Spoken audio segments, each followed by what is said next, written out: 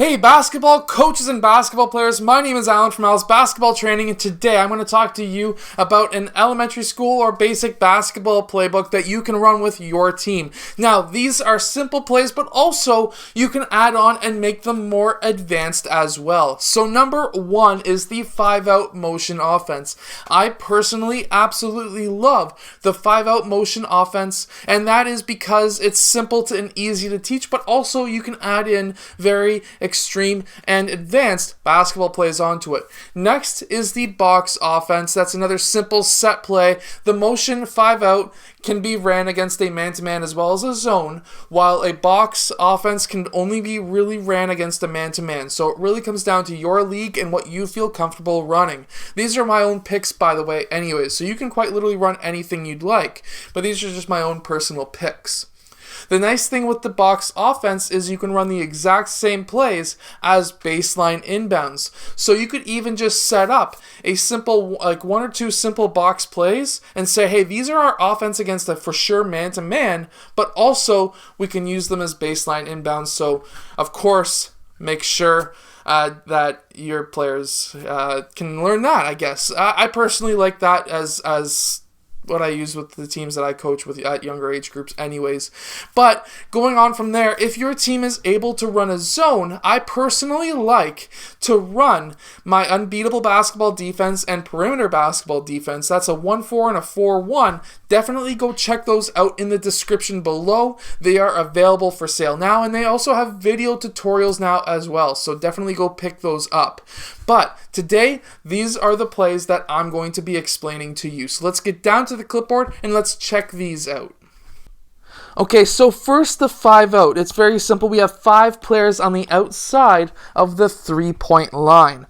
Now, there's generally 5 areas of the court that they're going to be in, and that's going to be the free throw line extended and on both sides, the corners, as well as the point. Now, going from there, this is a great defense to run read and react, and I'm going to get into that a bit later as well.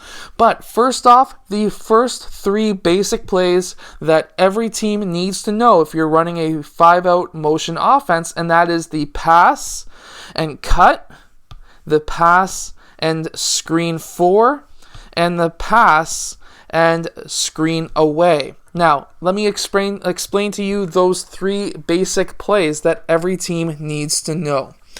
So first, player 1 passes the ball to player 5, and he cuts towards the rim. Pretty easy. If he's open, hit him up for a layup. If not, player 4 needs to go and fill that position. Player 2 needs to move up and fill that position. And player 1 is moving out and filling player 2's position. So it's going to look like this. Now, if player 5 passes to player 3, let's say now we're running a pass and screen 4.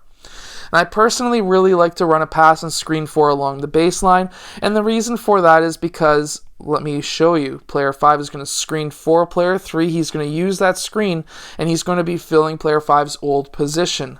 Player 5 is going to then roll towards the basket and may be open for a layup.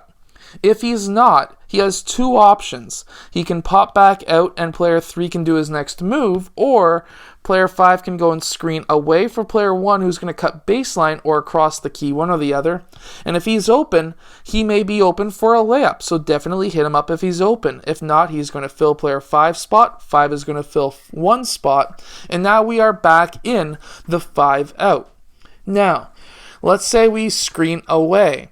Player 3 can pass to player 1 and screen away for player 4. Player 4 is going to use that screen, and if he's open, definitely hit him up for a pass for a 3. But player 4 also has another option.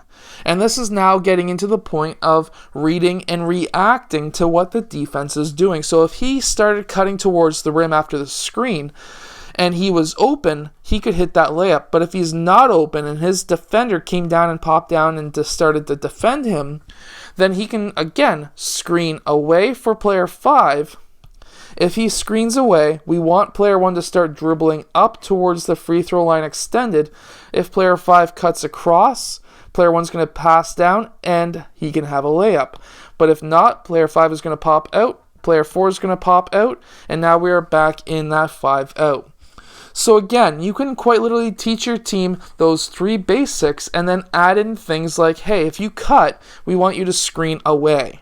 And those are just simple read and react plays that now you're giving a basic offensive set that you want to have your team run, but now you're giving them the freedom to do whatever they would like or whatever they see fit for that option to get them an assist, to get them some points, or to get them to help their teammates get some points or assists.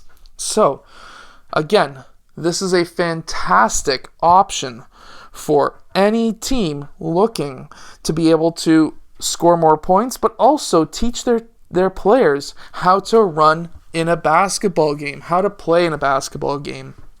Now, some advanced plays that you could run, let's say we set this back up, and we can run against a man-to-man or a zone. It doesn't matter. I know there's no defense on there right now. I'm just running through some play strategies that you can use, and they do work against any defense. So this first one is going to be a screen and roll with player 1. Player 1 uses that screen and roll, and player 3 is going to be rolling towards the basket. If he's open, hit him up for a layup.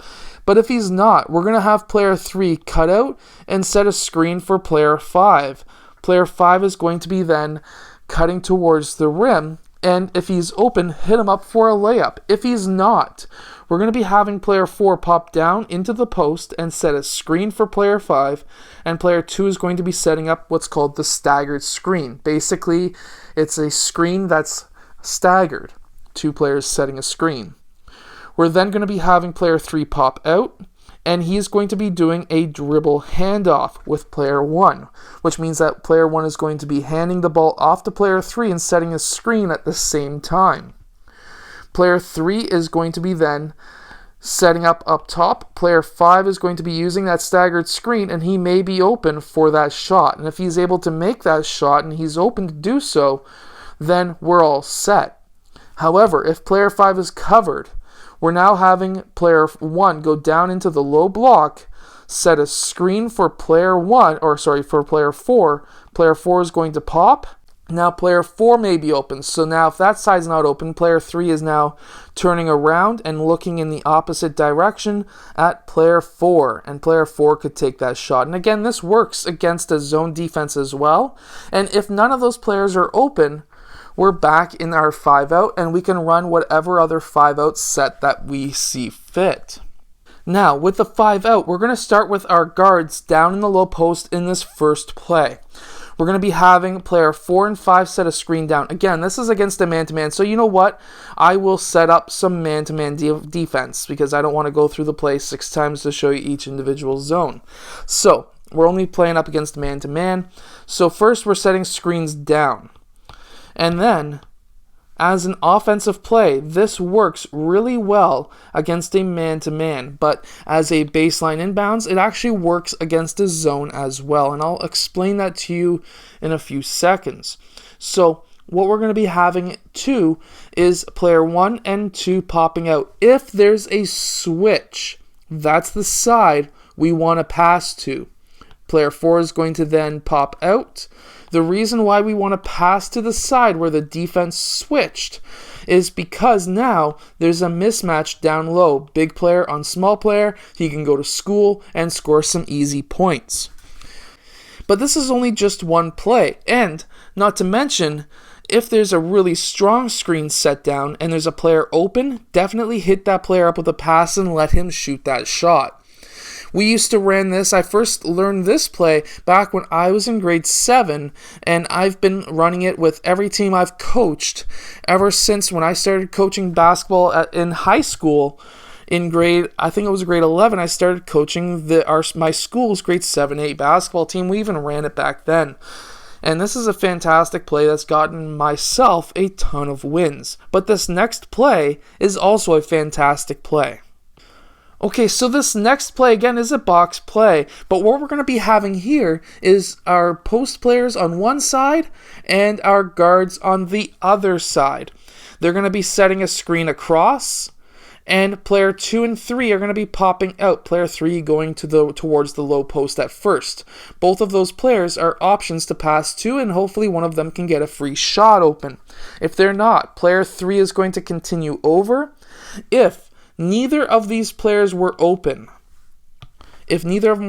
player 4 is going to set a screen down, player 5 is going to pop up, and hopefully he's open. If not, we're just going to set up into a 5-out.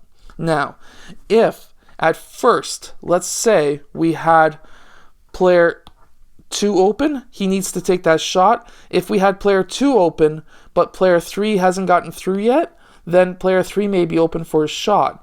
Or we could set up a screen and roll with we can get these 2 players out of the way, and now we can set up a screen and roll with player 2 and 3. So very simple, very easy. Now let's check out those 2 box offenses in a baseline inbounds. Now I'm not going to show you this offense against a man-to-man defense. What I'm going to do is run this as a 2-3 zone at first, and then I'll show you the next box inbounds against a 3-2 zone. So what we're going to be having in a 2-3 zone is most likely a defense that looks like this. We're going to be having player 4 set a screen down and player 5 set a screen down. And player 1 is going to be popping out towards this wing, and player 2 is going to be curling up towards this area of the court. One of those 2 players is open. If not, then we need player 4. Well, if player 3 pops out, player 4 is probably going to be open because player 5 is guarding the middle of the key, generally speaking, most of the time. If not, player 4 needs to post him up. It's going to be an easy inbound, and we can go to work with an offense at that point. Now, let's check out the next inbounds play. Okay, so now this next baseline inbounds, we're going to be setting a screen across, except what I want to see is instead of going across, you could go across, I'm not going to lie, you could have 2 players go down towards this low block. That's what I would personally do. Instead of going straight across, go straight down into having 2 players down along the baseline. That's what I would personally do against a 3-2 zone. Against a 2-3 zone, however, we'll go straight across and pop out towards the 3-point line, and one of those 2 players is going to be open. As we can see here, generally speaking, in a 2-3, we'll have player 1 open, and in player 2, player 3 has to guard one of those 2 players. So in that case, once he commits to one, player 3 blue is going to pass to the other. Now, my camera has died, so battery has died. So up in this corner, go check out my next video that YouTube thinks that you're going to like. And then also in this corner, hit that like button and subscribe. Anyways, I'll see you guys in my next video, which is coming out later today because I post twice per day.